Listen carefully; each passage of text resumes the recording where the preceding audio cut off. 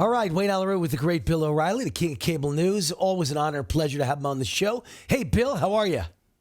Good, Wayne. Thanks for having me back. All right, great to have you back. Let's talk about the border compromise. Trump wanted $5.7 billion. We all know he needs $25 billion. I thought he should ask for $25 billion in the first place and maybe settled on 5.7. But he asked 5.7. Now he's getting 1.35. What would you do if you were him? Because that's a mighty small, low number for a compromise. You know, it is, and you hate to see the side that doesn't want border security prosper. But I think for the good of the country, signs the spending bill, takes the $1.3 billion, and then supplements it with discretionary funding that he's entitled to do. So I've been talking to some people close to the White House today, and they say that the moment after he signs the spending bill, they'll keep the government open till September. He's going to declare a state of emergency and then allocate the funds to build whatever parts of the barrier he wants to build. So that'll happen almost simultaneously, I have been told. Well, that's beyond good news, because as I said on my show last night, if he just takes the 1.35, I think he looks like a sucker, and I think a lot of Republicans abandon him. If he does what you said, I think he's a hero, and I think that's a big, big win. So I think that would be great. Great move. You put me in a great mood, Bill. You just made my day. Thank you. Well, it comes from very reliable sources. You know, anything can happen inside the Trump administration at any time, but I think that's what's likely to happen at the end of this week or beginning of next. And I don't know if you know the answer to this one, but I'll ask you while I got you. Does that mean he'll take the $1.35 billion from Congress and then appropriate through a national security all the rest of the $25 billion? Or does that mean he's going to appropriate the rest of the 5.7? I don't think he's going to put a number on it. He's not going to put a number on it. He's going to say, I have a state of an emergency. I'm going to use discretionary funds where I see fit to defend the southern border.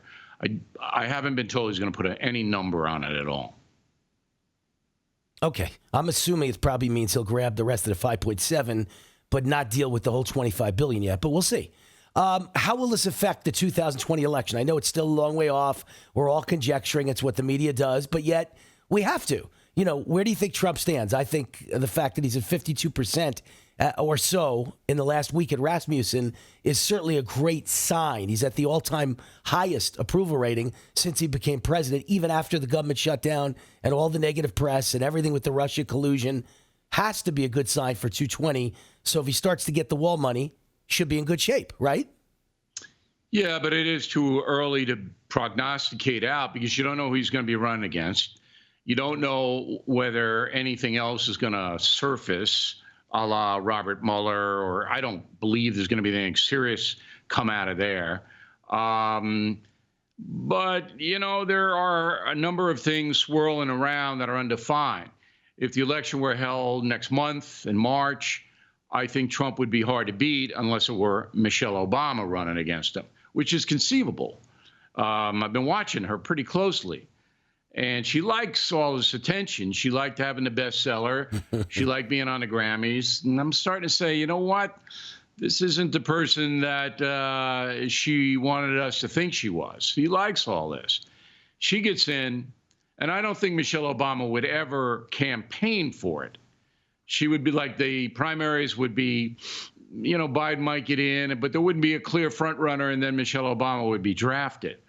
So she would be a formidable opponent for Donald Trump. The rest of the field, Biden's the strongest, as we've discussed on your program, Wayne.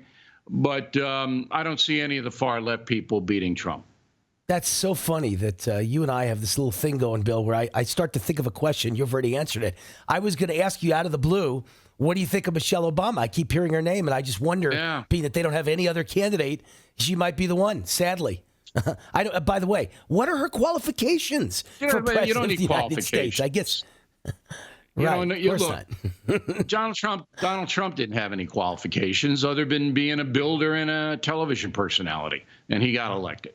Michelle Obama can say, look, I was a first lady for 8 years. I conferred with my husband on all kinds of things. He'll tell you that. I know how the government works. I know what the pressures are, but it doesn't matter. This is the America of 2019. People vote emotion. They vote on who they like, not who's going to do the best job.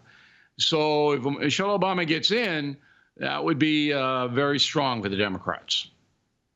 All right. Last but not least, new reports now say, this never ends, House Democrats are planning a vast new probe into Trump-Russia collusion.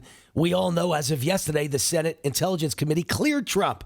Democrats and Republicans agreed there is no proof. I guess they didn't say he's innocent. They just said there's absolutely no way to prove anything happened. So for all intents and purposes, he was cleared. No evidence. Evidence. Well, okay. Look, what does all this mean, though? Is the American public going to put up with this? If it comes out from the Mueller report, if they say the same thing the Senate Intelligence Committee did, that there's no evidence of any Russian collusion, and the House continues to do this stuff, that'll work against the Democratic Party. Then independent-minded people will say, look, we're tired of you. We're tired of this. Disrupting the country's not helping my family, not helping me. So Democrats will hurt themselves if they continue this stuff after Mueller and Horowitz, too, the DOJ Inspector General. I mean, where is that? And President Trump's in charge of that. He should tell us where that report is, the Inspector General's report on the FBI corruption. Right. I'd like to see that. Correct. But anyway, Democrats are not going to get anywhere by continuing a witch hunt when the witch hunt shows nothing untoward occurred.